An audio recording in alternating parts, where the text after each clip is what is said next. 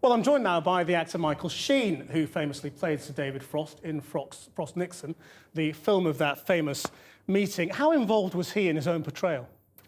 Well, he didn't see anything until probably the first few previews of when we started performing at the Donmar Theatre. I could have met him earlier, but you know, famously, he was one of the most charming people you could ever meet. And once you sort of had that bath of warmth and sunlight that he would pour over you, then it became very difficult to contemplate doing a kind of warts and all performance. You didn't want to like him too much.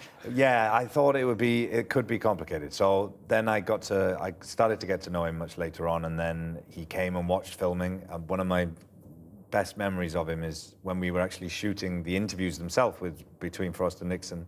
Him being there for the filming of that, and my mother and father being there for the filming in the room while you're doing well, him. in the kitchen whilst we were in the living room. Yeah, that must be very odd. It was very odd, but he was so incredibly supportive. You know, I mean, everyone says that they never heard him say a bad thing about anyone, and he was very positive.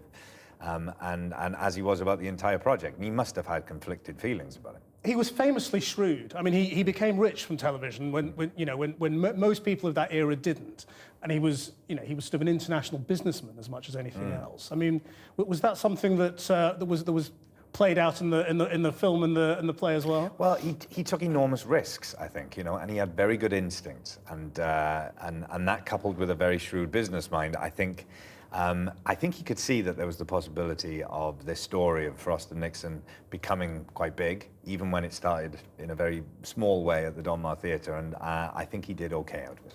I mean, to portray a character to the extent that you did, it suggests that character's there's a lot in it. There's a lot of complexity in it. Well, Peter Morgan, who wrote the story, said that he was you know, as interesting as Nixon is and as interesting as Sir David is. It was the combination of those two people that he saw would be very interesting, how it would touch on all kinds of different subjects. And you know, you have on the one hand Nixon, who seemed to be very much the outsider, always felt very sort of angry and bitter and jealous about the American public's love of Jack Kennedy, and Sir David, who seemed to be the ultimate insider. He knew everybody, and yet there were certain qualities that they seemed to share as well. I was always fascinated by how Sir David started off by trying to break into the kind of cool kids camp of, you know, what was going on at Cambridge, and then became a huge star very, very quickly, really, after he came out of Cambridge.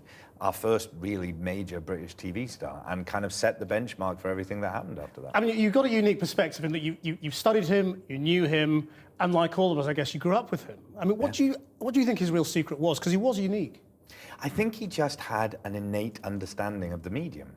You know, he was there kind of at the beginning of when the medium really took hold of television.